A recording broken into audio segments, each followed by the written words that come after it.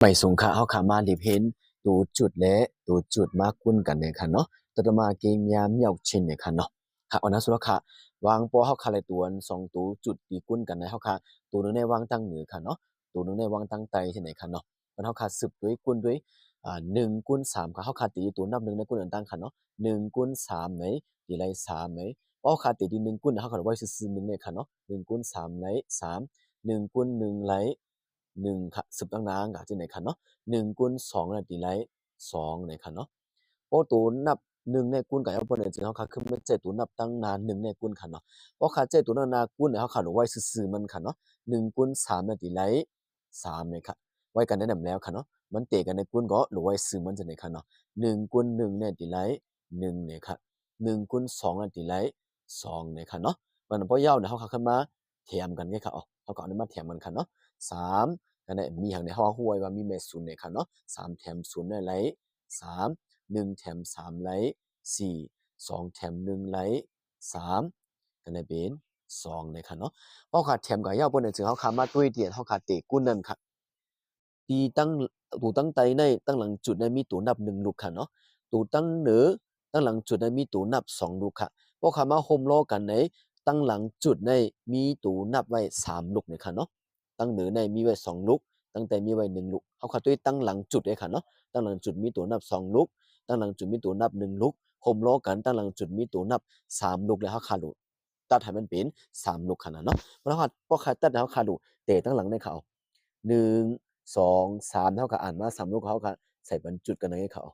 เพราะนั้นคำตอบมันไหน2.343ในค่ะเนาะค่ะสืบสวนเขาขามาสืบกุนด้วยแห่งขันเนาะ2ค่ะเขาขาตีตัวนับ2อันตั้งค่ะเนาะ2 คูณ 5นั่นตีไร10เนี่ยค่ะเนาะ10เท่ากับ0เต็มกันในว่า1ต่างเนื้อในค่ะเนาะวันแครีนค่ะเนาะ2 คูณ 1ได้ไร2 2ขึ้นแถมขึ้น1ค่ะกันนั้นเนี่ยเขาเพราะเขาต่างเนื้อมันเนี่ยเขาขาอ่ำไรกู้นกับเขาขาหลุดแถมเลยค่ะเนาะ2 คูณ 1ไร2 แถม1ได้ตีไร3เนี่ยค่ะเพราะนั้น1เท่าคำหนูค่ะเนาะ2 คูณ 0ได้ตีไร0เนี่ยค่ะเนาะ2 คูณ 0ได้ไร0เนี่ยค่ะเนาะ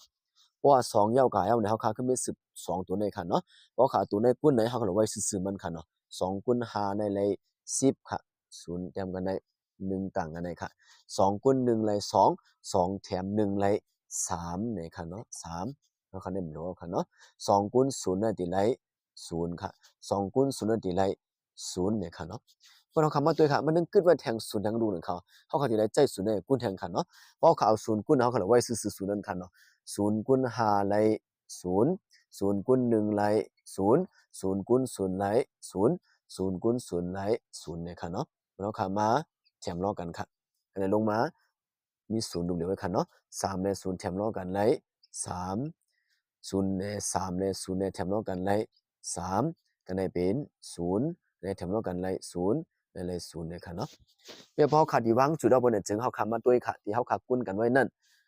แถวตูเหนือเนี่ยค่ะเนาะตั้งหลังจุดนั้นมีตัวนับ3 ลูกค่ะ